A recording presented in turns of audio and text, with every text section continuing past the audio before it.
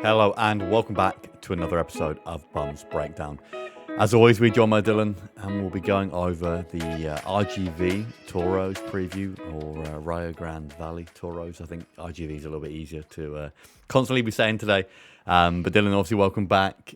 Last game was against OC, first away win of the season. What do you make of that game? Oh, well, it was a blast.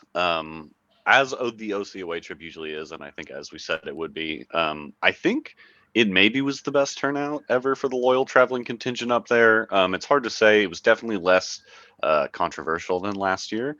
If you know, you know. But yeah, it was great. I had a wonderful time. I had some friends show up who live in the area, and the loyal got the win. So really, no complaints from me. Yeah, it was my first away day. Couldn't have really gone any better, and I think kind of we all know that they have been doing great this season. We all know that they would kind of have a bit of a turnaround. Obviously, a rivalry game. They sacked the manager right before this game too, so the new manager bounce was going to be there. But I think kind of getting two early goals kind of put the game to bed nice and early. And I mean, surprisingly, looking at the stats here, only 3 shots for us the whole game compared to Orange County's 15, which again, if you're looking on the stats purely alone, I guess it looks like a very kind of lucky result come the end. But at the end of the day, stats don't win games, goals do. But looking at the stats and kind of the overall game, do you think we deserve the win? Kind of, would you say it's a fair result, 2-1 in the end? I absolutely would say it's a fair result. I would even say that if it had finished 2-0, I would still think it was a fair result. I think the fact that Loyal only had 3 shots in the whole game and only 1 shot in the final 70 minutes of the game was kind of a symptom of getting 2 goals in the first 20 minutes, right? A team like Orange County who struggles to score, if you're 2-0 up in 20 minutes, there's no reason to, you know, punch out of your shape and give them a chance. They only scored once we went down, and they to 10 men they had like 15 minutes of extra time. So I thought, despite the low amount of shots and what the score line, or rather the stat line, might suggest, yeah, I thought it was a pretty dominant performance from Loyal for the most part. And see, that's what happens when you get 2 goals in the first 40 minutes. I mean, we've had this is our ninth game of the season, so we went eight games without scoring a single goal in the first 40 minutes. So maybe we're right that scoring a goal early on makes the Yeah, we'll get the message to Nate, see if they can do that again. but definitely kind of it calmed my nerves a bit, and I think I was shocked that we got 2 goals early on. But definitely just allows you to kind of play the game a bit differently. You haven't got to kind of chase the game, you haven't kind of go all out come the end. You can kind of relax, settle in a little bit more. But again, kind of any stand-up players for you? I know we've had a few injuries here and there. So it's been tough with having a few guys kind of fit in different positions. But any stand-ups for you from the OC game? Yeah, I thought Toomey looked great. That was one hell of a finish. He, really thumped that thing. It wasn't really the position so much that made it go in the back of the net. It was just how hard he hit it. Not that it was a poorly placed shot or anything. But yeah, and I thought he did well to get that shot off as quickly as he did. Damas did good to get on the ball there. Yeah, Koke had a nice game too. Made a couple good saves. I thought managed his box pretty well. Truth be told, this wasn't the game I focused the hardest on, just amongst the atmosphere and with some friends and the beers on the bus, cough, cough. It wasn't my most focused performance as an analyst, but yeah, I would definitely say Koke and Toomey. How about for yourself? For me, I mean, Toomey was great. I think for him, kind of playing in more of a different role as far as I think more of a striker than kind of the winger, kind of attacking midfielder has been playing recently. So him and Damas have kind of haven't looked too bad up top. And Damas actually got the assist for the Toomey goal as well. So again, even if Damas isn't scoring, he's kind of chipping in with the assist there and there, which is good to see. But aside from him, Corona, obviously the penalty was a great penalty, and just kind of his leadership in the middle, especially after Charlie Adams came off injured in the first half too. So I think Corona is stepping up this past few games, has kind of really shown his worth. And I think obviously we know how good he was early on in the season, but I think now we're kind of seeing more of that, whether that be more so with stats and kind of goals and assists now. But I think just kind of stepping up and being a leader in the team. It's definitely what we need, I think, if we want to go on and kind of reach our expectations this season of going far into the playoffs. And after that, I want to kind of roll in nicely into kind of, we are 9 games into the season now, essentially a quarter of way into the season. We're going to be 34 games to wrap things up. so far we're second after 9 games, and I think for me, I think before the season started in our season preview episode, that I went with to finish fourth in the Western Conference. So obviously doing much better than what I expected. But in your opinion, do you think that we are kind of punching above our weight right now? What would you make of how we played so far and kind of where we are currently sitting in the table? I like you. I think I had us predicted maybe finishing third, but not in the top two in the West. But so just looking at the table, 17 points from 9 games, 5 wins, one on the road, 2 draws, 2 losses, 13 goals scored, 8 goals conceded. If you just shown me that table before the season, I would have taken it in a heartbeat. I think the reason that people maybe are feeling that we aren't quite clicking yet is because of we're not scoring as freely as we'd like. We've conceded a couple not great goals. So I actually don't think we're overperforming. I think we're underperforming, and I think this team can still get better. So do I think we're going to win the West? Honestly, I don't. I'm looking at Sacramento. They've in 8 games scored 14, conceded 2. I mean, that's ridiculous. Don't know if that's sustainable, but I think we're a real contender for second place at this point. Quarter of the way through the season. I mean, you look at it too. I obviously know that in the USL this year, that I don't think there's a huge difference between kind of the top teams and the bottom teams across the board. And then you look here down to, I mean, you've got from first place down to fifth place is 2 points to split those guys. So I think, yeah, definitely we're not playing as good as we should be and good as we can be. And I think also if you kind of with the El Paso loss, you turn it into a win. We're top of the table, obviously. Sacramento will have a game in hand, but I think there's definitely games that we've played that I felt like we could have turned into wins. So I don't know. I think Sacramento are going to be the team to beat this year, especially. I mean, I think across the whole of the USL, not just on the Western Conference. Obviously, Charleston are flying right now as well. But yeah, I think we're looking good. I'll be honest. After watching what I've seen so far, I think second place should be kind of at least the Tiger expectation now. But I think everyone at San Diego Loyal always wants to kind of be at the top, always wants to be winning. And I think kind of the heartbreak in the playoffs these last few years kind of makes us want even more. So again, we all know how important the league is. I think we all know that when it gets to kind of the nitty gritty come the end of the season, hopefully we are kind of firing all cylinders and getting there. But obviously we've gone through kind of, we'll go through for you kind of, we'll go through kind of a few stand-up players and anyone else I would say that's kind of, we'll do anyone that's disappointed you so far this season too. Sure. Yeah. So standout players for me, Charlie, I think when he's been fit this year has maybe been having his best season thus far. I really think he's found a way to take control of games more completely than he has in the past. And that's maybe a bit of a tactical tweak from Nate, kind of moving him into those wide, deep spaces to allow him to cross, which he's really good at. So Charlie's one for me. Joe Corona, I mean, not that I didn't expect things from him, but he's everything I could have asked for and probably a little bit more. And then Nick Moon. I also think Nick Moon has definitely had his best stretch of the season, or rather with Loyal. He looks more decisive. He's as good a dribbler as ever. I'm really bummed he's going to be suspended for this game. So those would be my big three off the top of my head. As far as disappointment, I don't want to I don't want to say disappointed. We could Maybe do room for yeah, improvement. yeah, room for improvement. So Guido, I would say not so much because I think he's played badly when he's on the field, but because he hasn't seen a lot of game time, I'd obviously like him to be fit. But also I think he's just like thinking a little too hard sometimes. Like he'll dally on the ball a little bit too long, wait too long to make a pass. Like I think he's just in his own head a little bit. So I want to see him just like relax and have fun and play his game. Um, and then the other person I would say is just the whole of the attack basically needs to kind of like figure it out. There are bits and pieces, good things that like are there. Damas has had some good moments. Toomey's had some good moments lately. Conway's had some good moments.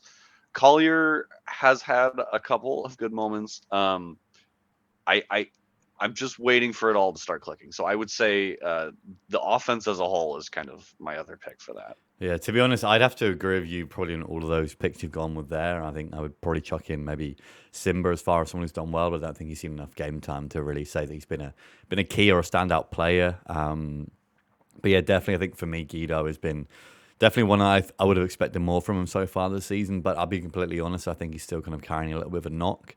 I don't think he's fully match fit and ready to go yet. So again, we all know how good Guido can be. We all know how good he has been recently, going into last season too. So again, it's kind of it gives us a bit more excitement too that we know kind of we're still not there yet.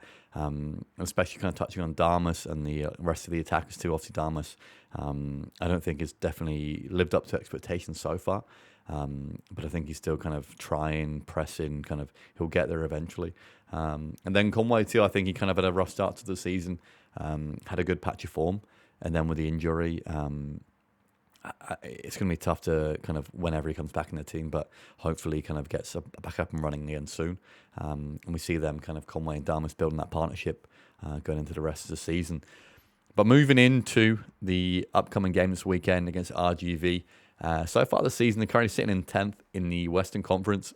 They have had 1 win, 5 draws and 2 losses, and their only winners come versus Detroit City. Their draws have also been against some decent teams. Monterey Bay, they've drawn against them twice. Drew against Oakland and New Mexico in the last game. They drew 2-2, although they were leading that game 2-0 for most of that. I think kind of 2 late goals, very unfortunate to concede. And on the road too, they played 3 away games, a win, loss and a draw. So again, mixed bag all around. Definitely not an amazing start to the season for them. But Dylan, do you think the results reflect fairly on RGV? Do you think they should be doing better this season? What do you make of it? I think it's maybe about fair. 10th is maybe a little bit harsh, but the West, as it was last year, is again just such a strong conference that you don't have to be bad to be in the bottom like 3 or 4 in the West. You just have to be like not at your best, So I think RGV, what they do well is they're very compact. They don't concede that many goals, although they have had a couple stinker games this year. But I think generally speaking, we struggle against them. So I do think it's fair where they're at, though, because of all those draws. I mean, 5 draws in 8 games, that's not going to get you very far. They don't score many goals, so it's all well and good to not concede. That's super important, but you also have to be able to put the ball in the back of the net. They've got 1 win this year, so yeah, I think 10th is about fair, but I wouldn't be surprised to see them like fighting for one of those last playoff spots come the end of the season. Yeah, I mean, you look at the Western Conference too. I mean, I think any one of those teams can make the playoffs. Maybe, I mean, bar Vegas, who are yet to win a game yet. But you made a good point there as far as goals go. They've only scored 6 goals so far in 8 games. That's currently the second lowest amount in the whole of the USL, only to the team that they beat, Detroit City, who've only scored 4 goals in 9 games. And then looking at the rest of the teams around that, I mean, you've got at least in the Western Conference, the second one after that is Las Vegas on 8 goals. And surprisingly, Louisville City have only scored 7 goals so far this season too, but they're currently in 3rd in the Eastern. So again, not a team that will score a lot of goals. And I mean, it's conceded 10, so nearly about the same as us. But not the most exciting team, not the worst team. A bit of a mixed bag, but yeah, it's going to be close in the Western Conference. But we'll move into kind of how they play. Got here basically an extremely fluid 4-4-2, which again, it sounds like a kind of a big word. Well, not a big word, but fluid. A fluid 4-4-2. But again, their fullbacks push on, press on, overlap the right midfield. Jonathan Ricketts will be kind of a standout guy for them at right back, pushing on past their right midfielder. Very condensed and narrow out possession. So again, we'll be kind of forced to play out wide, which again is what we kind of play normally anyway. And they've got some decent kind of high pressure up top as well. But then obviously from limited watching of RGV, any kind of standout players, any kind of notes that you want to kind of bring up on how they play as a team? Yeah, I think I watched a bit of their game against New Mexico, which was their most recent fixture. They drew 2-2 at home, I think it was. And they had a real emphasis on pressing the central midfielders of New Mexico, or rather press whoever had the ball in the central areas. I don't know if that was a game specific thing because I'll be honest with you, that's really the only RGV game I've watched this year. Um, but I do kind of, to your point, I wonder if that will kind of play into our hands a little bit because we love our wide build up, we love our crosses. But again, I don't know if that was a game specific thing. But yeah, as far as standout players go, you mentioned their right back. Ricketts is big in them both in terms of defense and attack. He likes to overlap and get involved. And then Aqua in defense also. I remember when they were at Torero Stadium last year. I think we won that game 2-1. But I remember they gave us a hard time. Like we struggled to beat them in that game. And I remember Aqua impressing me. So I'm excited to see him again and see if he's improved at all. Yeah, and the other two ones here, I've got Cristiano Francois up top, a Haitian international. So it'll be almost Francois versus Damas, battle of the Haitians, and then Jose Francisco Torres, who I think he's got. I think I looked. He had 23 caps for the U.S. men's national team. Last one coming in 2013. So over 10 years back now. He's 35 years old. He's obviously a very experienced player. Played most of his career in Mexico. So he'll be decent for them in the middle. And a fun fact here, I actually believe I played against Jonathan the Ricketts in college. So another a random fact there. I don't remember Small playing against him, world. but he played at Bryan College in Tennessee. And then we'll move into the lineup here. I've got the lineup from the last game. Essentially here, they've got Derek in goal. I don't think it sounds purely like Derek. But Ricketts at right back, Akwe and Benitez two centre backs, Rittondale at left back. Into the midfield here, we've got right midfield Ruiz, two centre midfielders Cabezas and Torres, left midfielder Coronado, and then two strikers here, Francois and De Villa. So again, pretty kind of bog standard 4-4-2, a very kind of old school English 4-4-2 formation. But again, it's very fluid. Again, the fullbacks push on and attack. But it's not really too much to really touch on with them. I mean, like I said, they're not doing great so far this season. Not many kind of two big names and standout players. So like I said it's an interesting one. I guess more of the unknown. But then we'll roll into our lineup here, which again has been a hard one to predict here and there. Injuries have made it a little bit easier. But Dylan will go through the goalkeeper and back line. Who do you think we'll go with coming up this weekend?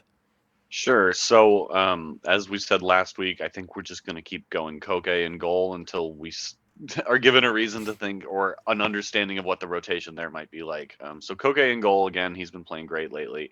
The back line is tough because with Nick Moon suspended for this game and Blake Bodley having been injured, I'm pretty sure that leaves our only fullbacks as Elijah Martin and then like Adrian Perez has been kind of a makeshift fullback there. So that said, in the back line, if Elijah's playing fullback, which we'll get to, I think that means Simba has to start, right? Because I don't think anybody else is there.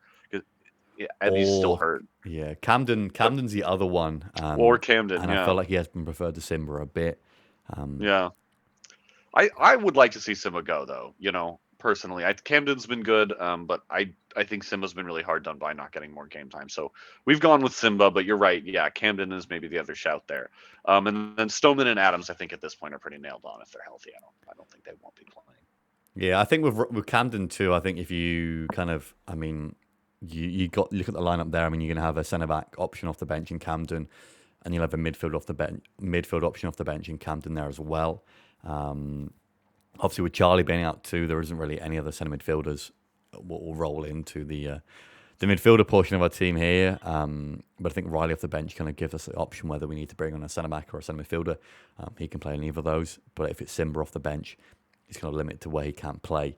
And you kind of moved into a fullbacks there, Elijah and Perez. So again, if Bodley's back, I think he'll be back in the team.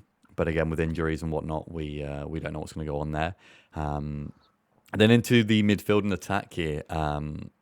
I guess the question really is, do we go with a midfield 3 and a front 2, or a midfield 2 and a front 3?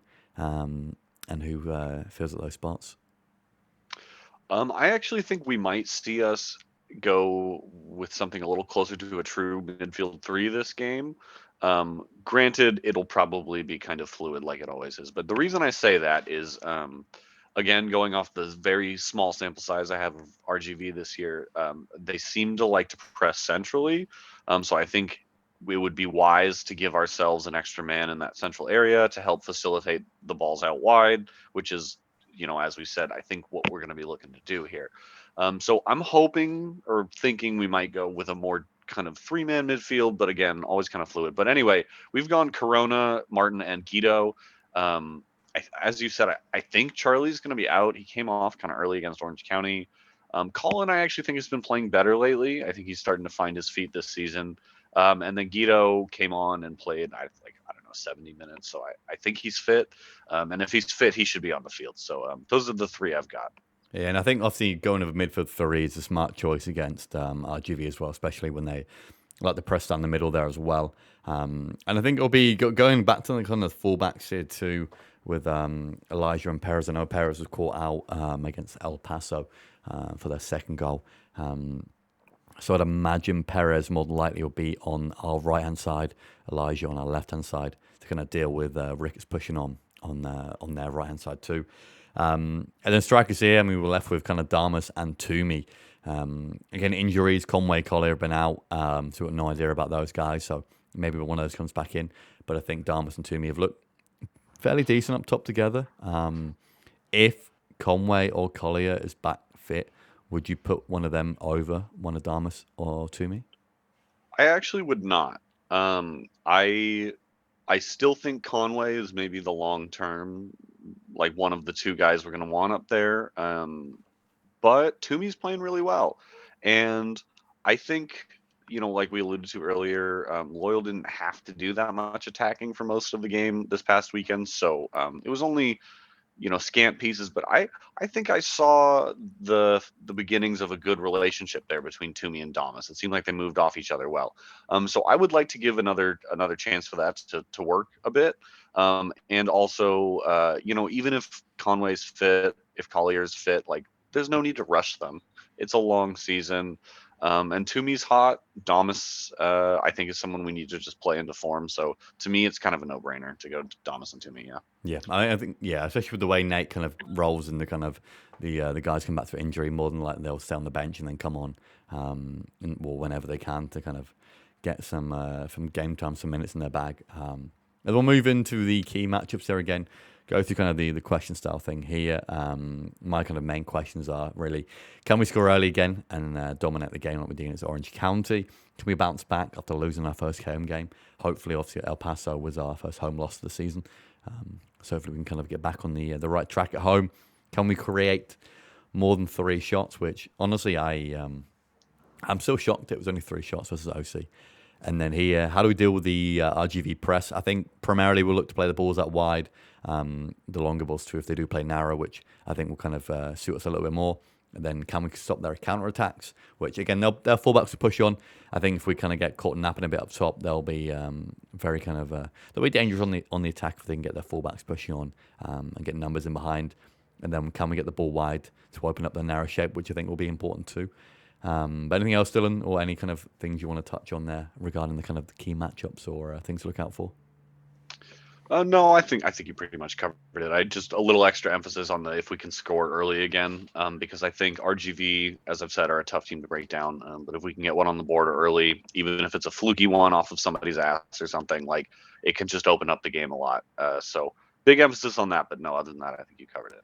Yeah, I think every team that plays a 4-4-2 pretty much always defends pretty solidly and compact and kind of in those 2 banks of 4 with the 2 strikers up top. I feel like every team that plays a 4-4-2 is usually defensively solid, maybe attacking not great. But I always brings us back to kind of the Atletico Madrid and the Simeone. And again, we all know the English style of football is Brexit supporters kind of getting behind, sitting if need be, and go from there. But that only leads us with one more thing to wrap up here. The most important part of the show, predictions. Hopefully you've got one ready.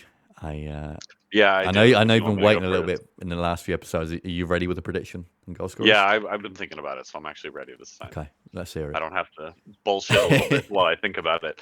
Yeah, so I'm gonna go 4-1 loyal. I'm returning to my optimism. I know I've kind of waffled back and forth between the optimism and the like depressing realism, but I'm gonna keep that trend going. So I'm going 4-1. I'm hoping loyal can score early. I'm hoping they are buoyed by they've got the taste of blood of scoring in the first 20 minutes, and they're gonna be like, ooh, let's keep doing that. That was nice. And also the energy at the Orange County game was special. I also want to say shout out to Joe Corona's celebration. That was awesome. So I'm hopeful that the crowd is really going to be up for it Saturday. Also for other reasons, and I feel like if we can get on them early, this could be like a really fun night out. So I'm gonna go positive. I'm gonna go 4-1. I'm gonna go Toomey, Damas, Guido, and Conway off the bench. And then for RGV, Davila, because I remember he's scored for them before. Okay. I think that's a good shout. I think with the recent talks going on, I think we're going to see a great crowd come this Saturday, and I think it's going to be almost I would say a party atmosphere. I'm going to go very bold here. I'm going to go 5-2. So I'm going 5-2 Oh my here. God. Okay. Yeah, I'm going bold. I'm going brave. I just think with the atmosphere and everything going on, I think there'll be even more reason to put on a show and to kind of play well. And obviously, it being a night game, I don't think we play very well in these kind of early afternoon games. But 7 p.m. kickoff under the lights, plenty of time for people to get the beers down. And I think the atmosphere is going to be amazing. Goal scorers is where I get a bit kind of stuck now. I'm gonna go. Like I said, we're going bold. I'm gonna go Damas hat trick. Okay, we'll go Guido. I love this, by the way. Guido finally scores. I don't think he hasn't scored yet this season. And I'm going to go with a Joe Corona penalty. Even braver there. And then for RGV, I'm going to go probably Francois to get a goal. And then I'm going to go De Villa, probably the front two. To be honest, they look all right, but that's what I'm going, 5-2. So we'll see again. We've not got a prediction right yet, so why not go bold? But anything else, Dylan, to any other kind of things to mention before we wrap things up? Nothing's particular. I again shout out to Joe Corona for that celebration in Orange County. That was a lot of fun. That was the passion you want to see. Just excited to get back out there and support the team. I know there's a lot on everyone's minds, but I think maybe going and screaming for a couple hours might help. So looking forward to it. Yeah, definitely. You can't go wrong with screaming at players and referees for 90 minutes. But yeah, I can't wait. And I think hopefully after everything that's going on, it's kind of be a nice way to kind of forget about everything else going on right now, and kind of show your support for the team that's here right now and the one everyone has kind of built a community around. But again, thanks for listening or watching, guys. And we will see you for another Locals Last Call after the game this Saturday. And then going into next week, I believe it begins our long old away stretch, doesn't it?